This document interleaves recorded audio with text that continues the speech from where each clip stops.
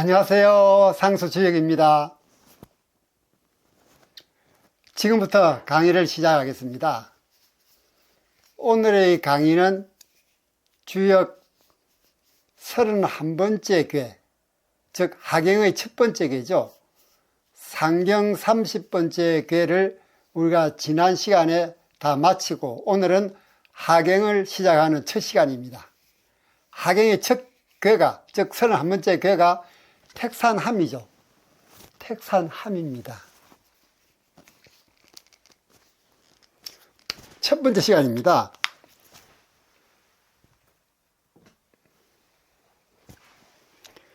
우리가 지난 시간까지 상경 30궤에 대해서 배웠습니다.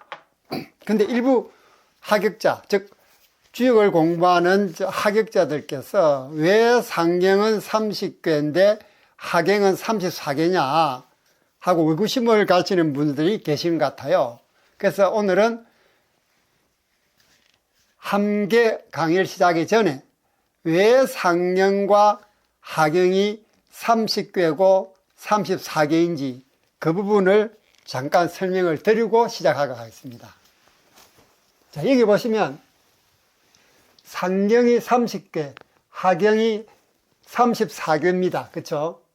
근데 이 30궤를 분류를 해보면 종궤가 24개, 즉 종궤 12개죠. 12개 곱하기 하면 24개가 됩니다. 그쵸? 종궤가 12개인데 곱하기 하면 24, 24 더하기 6 하면 30이죠. 하경은 종궤가 16개입니다. 거기에 찻궤가 2개 더하면 18개. 상경은 종궤가 12개, 찻궤가 6개, 합계 18개. 18개 똑같습니다. 자, 그럼 이 종궤는 뭐고 찻궤는 뭐냐? 종궤는 일반적으로 주역 64궤는 종궤를 기준으로 배열이 되어 있죠. 예를 들어 볼까요? 그럼 세 번째하고 네 번째 궤를 예를 들어 보십시다. 첫 번째, 두 번째 궤는 여기서 보듯이 근과 고는 종궤가 아니고 찻궤죠. 종궤와 찻궤의 차이점은 종궤는 궤상을 상하로 뒤집어졌을 때 변화가 생기는 겁니다. 세 번째 궤가 수레준이죠. 수레준을 보십시다. 수레준.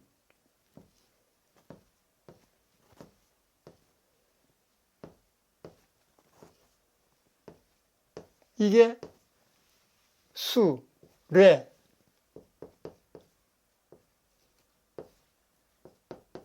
준이 되죠. 이게 세 번째 궤입니다. 세 번째 궤. 그럼 네 번째 궤는 뭐냐? 이 수레준궤를 상하로 뒤집었습니다. 그럼 뭐 되죠? 상하로 뒤집으면 산수몽이 되죠.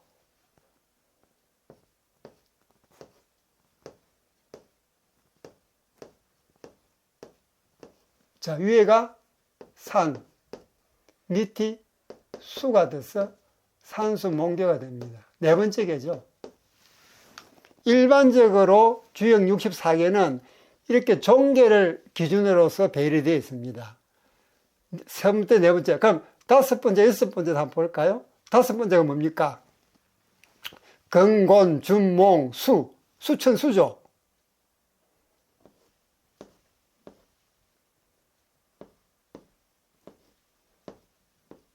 이게 수, 밑이 천.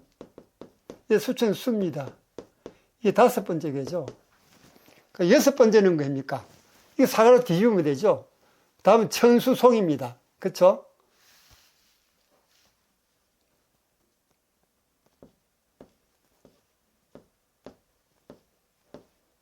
위가 천, 아래가 수. 그래서 송궤가 됩니다. 이 여섯 번째 궤죠. 자, 이런 식으로 쭉 64궤가 배열이 됩니다. 다만, 그 중에서 상궤는 상경의 6개, 근곤, 이대과, 감리, 이 6개 궤는 이 종기가 아니고 찻개입니다. 찻개. 그럼 찻개는 또 뭐냐? 찻개는 괴상을 상하로 뒤집어도 변하지 않는, 즉 뒤집어지지 않는 개가 있습니다. 쉽게 말하면 뭐죠? 건개죠. 건을 뒤집어볼까요? 건은 양이 6개죠? 6개입니다. 이거 뒤집어도 똑같죠? 건도 마찬가지죠? 건은 음이 6개입니다. 이거 상하를 뒤집어도 똑같습니다. 변화가 없죠. 이걸 찻개라 그럽니다. 자, 건과 고는 갖다 치고, 그럼 2대과 2개가 몇 번째입니까? 27번째 개죠. 자, 27번째. 산내이죠. 산내이.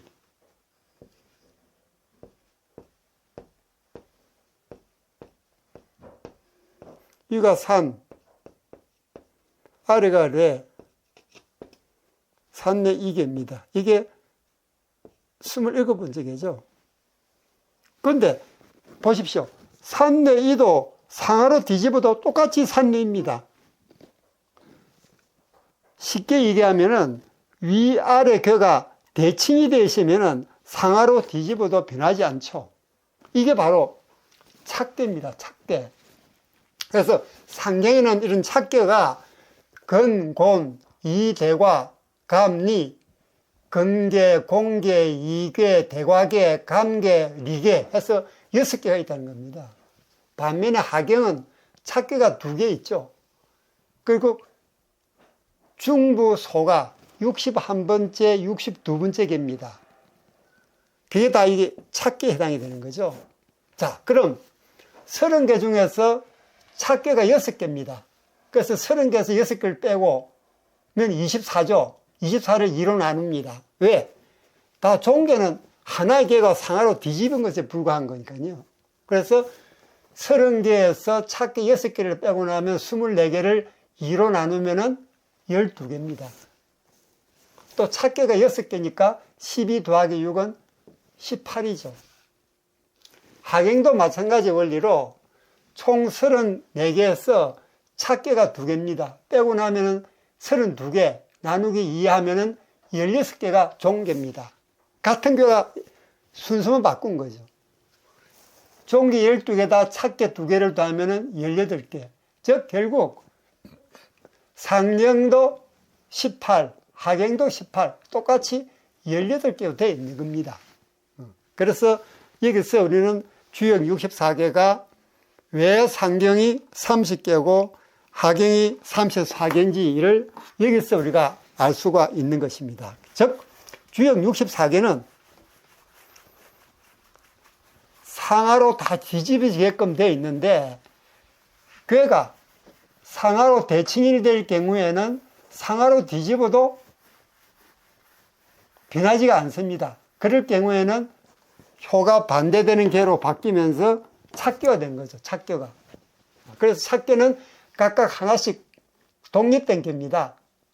근데 종개는 2개의 개가 하나에 묶여져 있는 거죠. 그래서 상경도 18, 하경도 18로 되어 있다는 사실을 아시고 이 강의를 시작하도록 하겠습니다.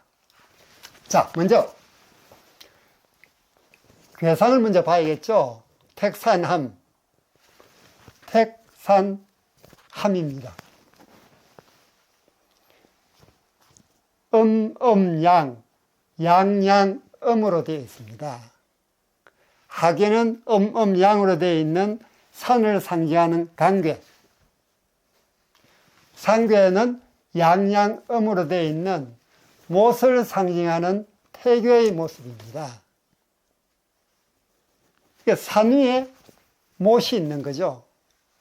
그래서 택산함이라고 하는 겁니다.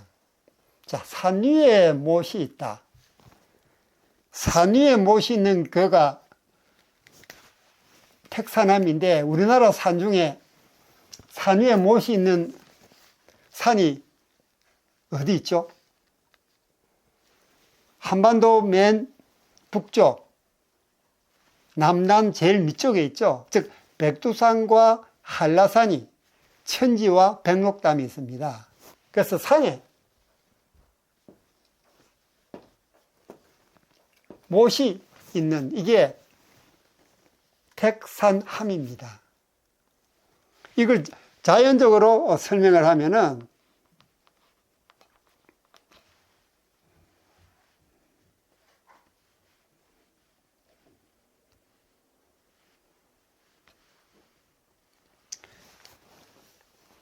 산 위에, 자연으로 설명하면은 산 위에 연못이 있습니다. 산 위에 연못이 있으니 이 못에 있는 물이 산으로 스며듭니다. 그 산 속에 있는 생물들이 잘 자라죠. 또 이 못의 입장에서는 산 위에 딱 파묻혀 있습니다. 안전하죠. 푸근합니다. 그래서 이 택산함을 자연에서 설명하면 그렇게 설명을 할 수가 있고, 그 다음 인간사로 볼 때는 아래 가는 택산함이죠. 그죠? 양입니다. 양. 이 학의 산을 상징하는 간에는 무슨 물상이 있냐면은 소남이에요, 소남. 어린 남자아이란 뜻이죠. 산계 양양음에는 양양음, 이거는 못을 상징하는 태계입니다.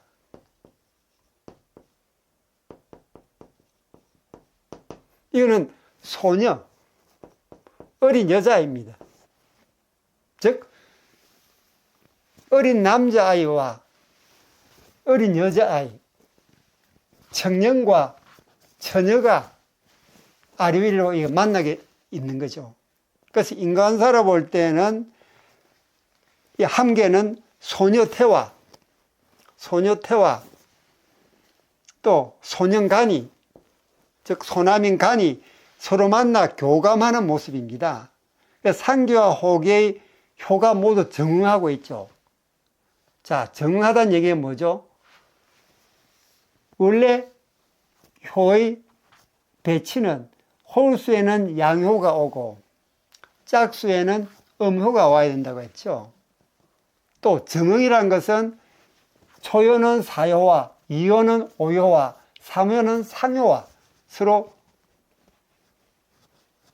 정응한지 여부를 따지는 거죠. 자, 초효하고 사효가 음양으로 정응합니다.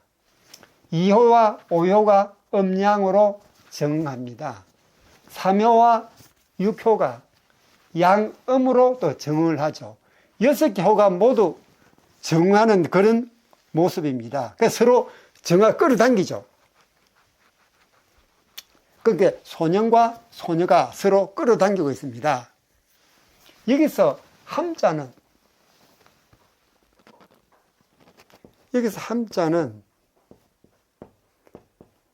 느낀다, 감흥한데 감자, 밑에 마음심자가 이제 빠져 있죠. 택산함은. 이 함에는 이 마음심자가 빠져 있습니다. 그래서 글자 아래에 심자가 탈락되어 있다는 게 이 함자인데, 이 함자가 탈락되다 보니까 심자가 탈락된 함은 감에 비해 마음섬이 없습니다. 마음심자죠. 마음섬이 없는 거죠. 마음섬이 없이, 다시 말하면 아무런 생각 없이 그냥 바라보기만 해도 끌리는 그런 모습입니다. 즉 10대 소녀와 10대 소년이 만나는, 즉 교감하는 것을 잘 표현하고 있는 게 인간사 접근입니다. 이게. 자, 자연을 제가 설명하다 말았죠. 자연은 말씀드렸다시피 산 위에 못이 있다. 이 산 위에 못이 있으니까 이 못물은 산으로 스며들어서 산에 있는 생물을 잘 자라게 하고, 못의 입장에 봐서는 산에 푹 위에 못이 있음으로써 안전하고 포근함을 느낍니다. 세 번째, 인간의 수양적인 측면에서 한번 볼까요? 자, 이 학의 간은 소남 외에 또 무슨 물상이 있느냐? 멈춤, 안정, 절제 이런 뜻이 있죠. 무슨 멈춤이라는 게 있습니다. 멈춤. 그 다음에 태는 기쁨, 즐거움, 기쁨이라는 물상이 있죠. 자, 소년과 소녀가 만나면은 이 마음, 감자에 마음 심자가 없어지듯이 자제하는 마음이 없죠. 열정적입니다. 그런데 우리가 수양 측면에 보면 이 간은 멈춤의 또 절제의 물상이 있습니다. 그래서 소녀가 접근해 오는 것을 소남이, 즉 소남이 멈추어서 제어하는 그런 뜻도 함교가 가지고 있는 거죠. 그래서 주역 8개 중에서 강교는 멈추어서 생각하는, 또 멈추어서 자신을 되돌아보는 그런 물상을 가지고 있는 것입니다. 즉 마음씀이 없는 함교는 이 마음심자가 없어버렸지 않습니까? 소년 소녀의 교감뿐 아니라 자연과의 교감으로도 확대된다. 자연과의 교감을 위해서는 인간적 마음씀이 사라져야 한다. 자, 우리가 자연과의 교감할 때도, 인간과 자연이 교감할 때도 이 마음심자가 없어져야 되죠. 마음심이 있습니다는 얘기는 생각이 있다는 얘기입니다. 자기 생각을 거기에 가미하는 거죠. 그러나 자연과의 교감은 그렇게 해서는 안 된다는 얘기입니다. 이런 자기적 마음이 사라진 그 터머리에서 비로소 인간과 자연과의 교감이 시작된다. 주역 개사전에 보면 적연부동이란 표현이 있는데, 적연부동,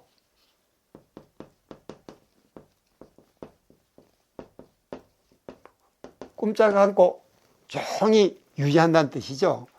적연부동이란 표현은 움직이지 않아 고요한 것인데, 움직이지 않는 것은 바로 인심, 즉 마음심, 인간적 마음씀이다. 그런 뒤에야 비로소 천하의 일에 대한 감흥이 시작된다. 즉 인간과 자연이 교감하기 위해서는 이 마음심자가 들어가서는 안 됩니다.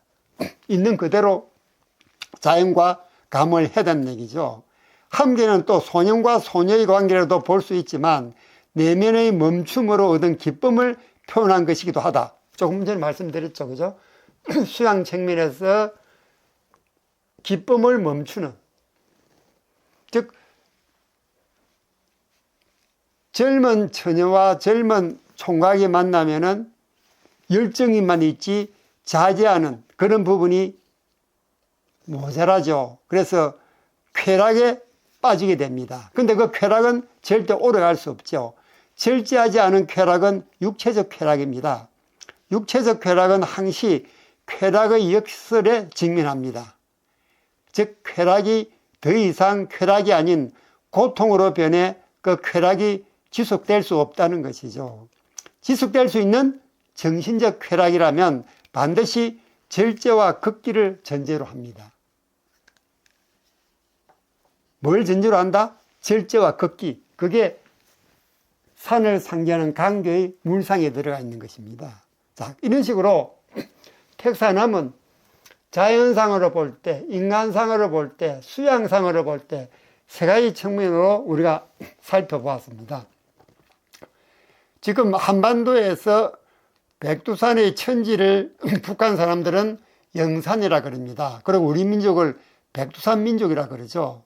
그런 식으로 이 산 위에 못이 있다는 것은 영산으로서의 자격을 갖추고 있습니다. 일반적인 산이 아니죠. 그래서 백두산을 그렇게 많은 사람들이 숭상하고 찾아드는 것도 나름대로 다 이런 이유가 있기 때문입니다. 자, 그럼 자연상을 볼까요? 자연상은 조금 전에 설명이 들었죠. 산 위에 몸물이 있어. 산 위에 몸물이 있어. 산으로 스며드는 현상이다.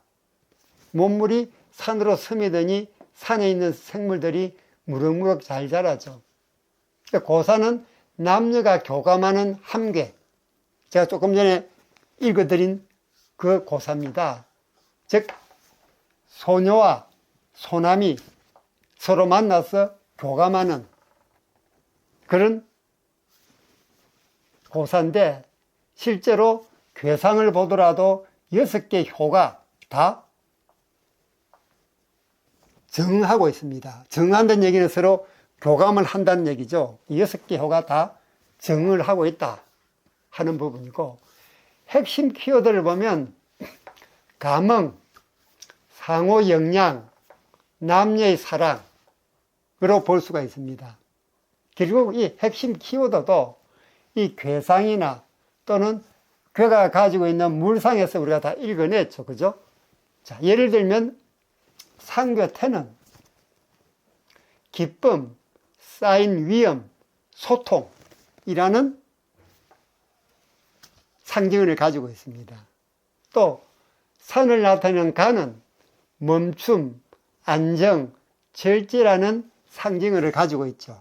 그래서 이 상징어를 바탕으로 핵심 키워드가 만들어졌고, 이 핵심 키워드를 바탕으로 교훈도 메시지도 조금 전에 우리가 배울 운세도 다 이 핵심 키워드에서 나오는 것입니다.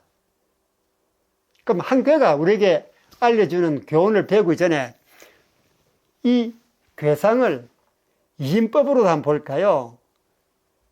음은 0으로 표시되고 양은 1로 표시되죠. 그럼 양, 양양음입니다. 001, 110, 001, 110. 이 택사남의 이진법 표시입니다. 그래서 교훈은 이 핵심 키워드를 바탕으로 열린 마음으로 소통하라. 이 소통이 들어있죠. 감흥은 결국 소통입니다. 또 감정과 이성의 균형을 유지하라. 소녀와 소남의, 즉 청년과 처녀의 만남이기 때문에 감정이 앞설 수가 있습니다. 그래서 감정과 이성의 균형을 유지하라는 교훈을 우리에게 던져주고 있습니다. 또 상호 보완적 관계를 구축하라. 산 위에 있는 모세의 물이 산으로 스며들어 산의 생물들이 잘 자라게끔 도와주고, 또 산은 이 몸물을 포근하게 감싸놔가지고 안전하게 해줍니다. 그래서 상호 보완적 관계를 구축하고 있죠. 이 괴상 또는 그 괴가 가지고 있는 물상에서 우리가 벌써 이 교훈은 뽑아낼 수 있는 겁니다. 그럼 이 괴가 알려주는 메시지는 뭘까요? 메시지는 진정한 만남은 마음의 문을 열 때 시작된다. 즉 육체적인 만남만 가지고는 그건 쾌락이죠. 그 쾌락은 오래 가지 못한다고 했습니다. 정신적인 쾌락이 바탕되지 않은 그 쾌락은 육체적 고통은 나중에 고통이 따르게 마련입니다. 그래서 진정한 만남은 마음의 문을 열 때 시작된다. 즉 마음으로 교감하는 것이 같이 이루어져야지 육체적인 교감만으로는 한계가 있다 하는 부분을 이 메시지가 우리에게 알려주고 있는 것입니다. 이번에는 이 걔가 알려주는 운세를 한번 볼까요?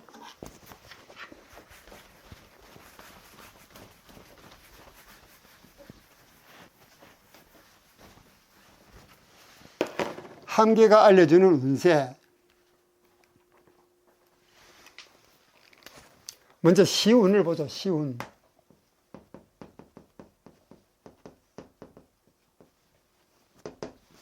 이 운세도 결국 핵심 키워드에서 나온다 그랬죠. 자, 자연스럽게 좋은 인연이 다가오는 시기입니다. 감정을 솔직하게 표현하면 좋은 결과가 있습니다. 라게 이게 시운, 즉 때운입니다. 다음 재물운.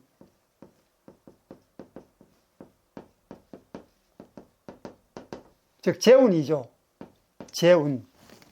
재운은 재물운이 상승하며 작은 기회도 크게 만들 수 있는 시기입니다. 협력하면 더 좋은 성과를 거둘 수 있습니다. 다음 가정운.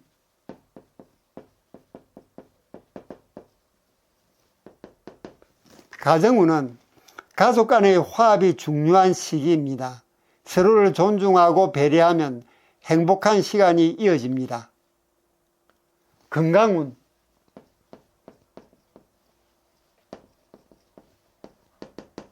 건강운. 스트레스 관리가 중요합니다. 심신의 균형을 맞추기 위해 명상이나 가변 운동을 해보세요.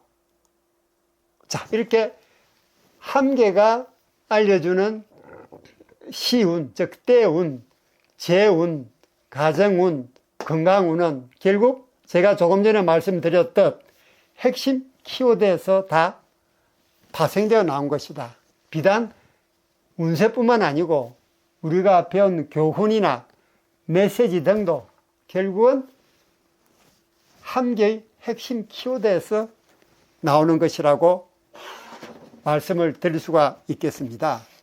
자, 이 택산함계의 메시지는 진정한 만남은 마음의 문을 열 때 시작된다 라는 메시지입니다.